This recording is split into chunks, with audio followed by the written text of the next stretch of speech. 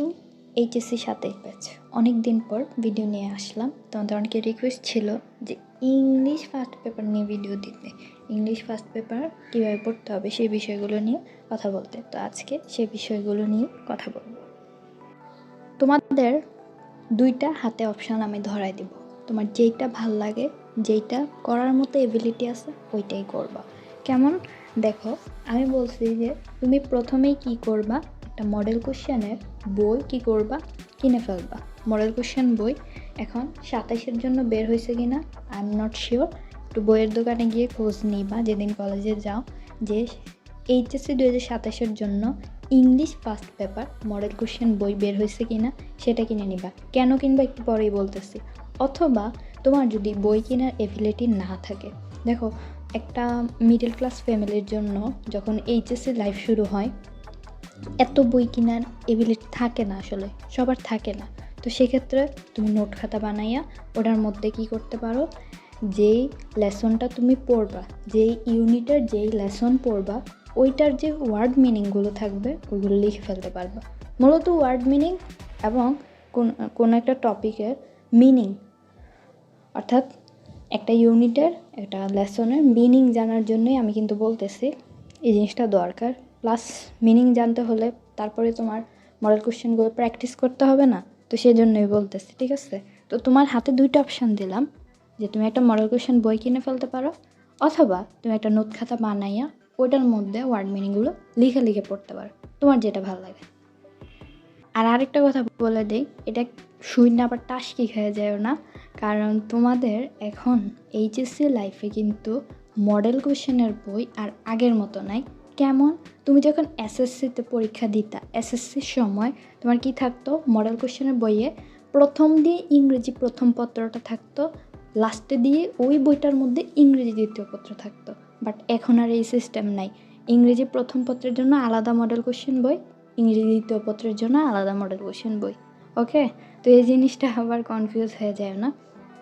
তো দেখো, একটা মডেল কোশ্চেন বই কিনলে তোমার কি হবে, এখানে তোমাদের যে প্যারোস্টেল ফার্স্ট যে টপিকটা আছে ইউনিট 1-এর লেসন 1, তো সেখানে তোমরা কি করবে, একটা মডেল কোশ্চেন বই কিনলে দেখো এনে তোমার যে বাংলা অনুবাদ সেটা কিন্তু তোমার দেওয়া থাকে, এটা একটা তোমার জন্য প্লাস পয়েন্ট, ঠিক না?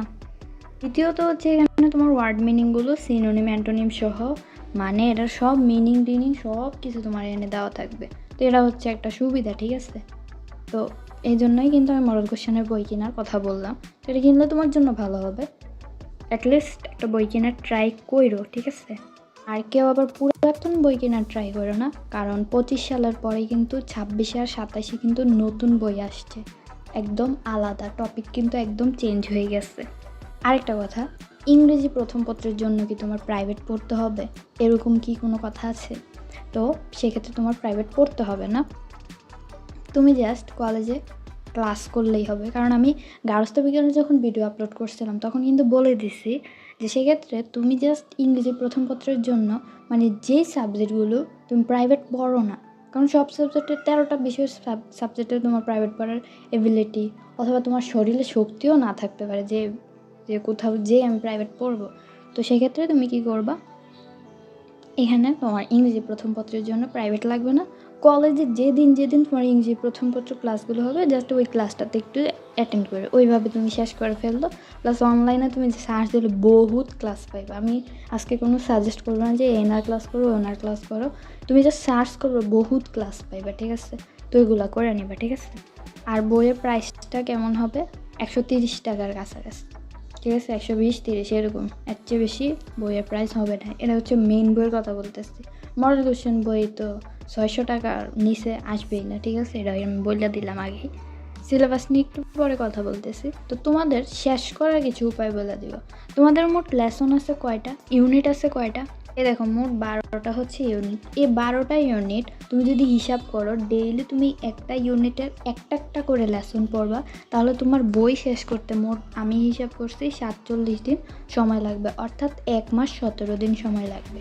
তাহলে কিন্তু সময়টা অনেক কম, কারণ সারা বছর লাগে, 2 বছর লাগেও যদি তুমি বই শেষ না করতে পারো, এটা তোমার ব্যর্থতা, এটা তোমার ব্যর্থতা।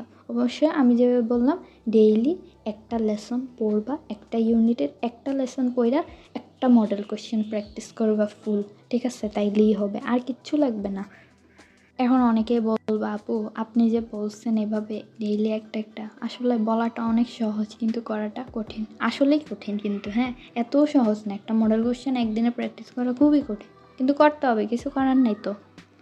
এবার চলো একটু সিলেবাস নিয়ে কথা বলি। তোমাদের যে রিডিং আইটেম, এখানে তোমার হচ্ছে মোট 60 মার্ক। কত মার্ক জানো? 60 মার্ক। 100 মার্ক তো মানে ফার্স্ট পেপার এক্সাম, তো সেখানে হচ্ছে 60 মার্ক হচ্ছে তোমার রিডিং, আর এরপর রাইটিং পার্ট হচ্ছে তোমার 40 মার্ক, ঠিক আছে? এখন কোন কোন টপিক একটু বলি। তো প্রথমে তোমার আসে হচ্ছে তোমার যে সিন প্যাসেজটা দেওয়া থাকবে ওটা থেকে তোমার এমসিকিউ আসবে। দেন হচ্ছে তোমার এখান থেকে কোশ্চেন আসবে, ঠিক আছে? কোশ্চেন ওপেন এন্ডেড বা ক্লোজ এন্ডেড, এখানে মার্ক সহ দেওয়া আছে, মার্কগুলো না বলি। কোশ্চেন আসবে। দেন 3 নঙে আসবে হচ্ছে তোমার ইনফরমেশান ট্রান্সফার। ইনফরমেশান ট্রান্সফার মানে হচ্ছে একটা ইনফরমেশান আরেকটার সাথে মিলানো, অথবা তোমার ফ্লো চার্ট আসতে পারে, ঠিক আছে? অনেক সময় দুইটাই আসে, অনেক সময় একটাই আসে। তো ফ্লো চার্ট হচ্ছে নতুন টপিক, এটা জাস্ট নিয়মটা জানলেই লেখা যায়, ঠিক আছে? তারপরে 4 নম্বরে আসবে হচ্ছে তোমার সামারি, এটার আগের টপিক। তারপর কি আসবে? তারপর হচ্ছে উইথ ক্লু উইদাউট ক্লু, দুইটাই আছে। উইথ ক্লু উইদাউট ক্লু তোমার ফার্স্ট পেপারে দুইটাই আছে। আগে তো তোমাদের ইংলিশ সেকেন্ড পেপারে ছিল এসএসসিতে, মনে আছে কিনা আমি জানি না। তারপর হচ্ছে রিয়ারেন্স, এটা তোমার আনসিন থেকে আসবে। ওকে, টপিক কিন্তু এত বেশি না।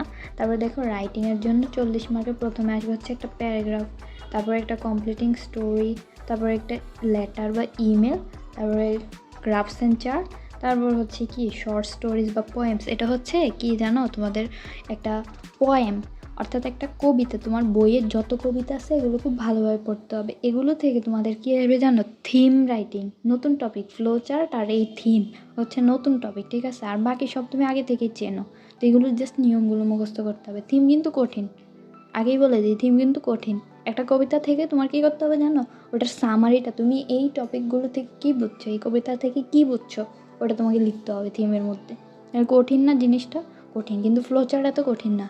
প্যাসেজে যা থাকবে তাই না বসানো, কিছু নিয়ম আছে। ওকে, তো এটা ছিল তোমাদের 100 মার্কের সিলেবাস, টিপস, সব কিছু।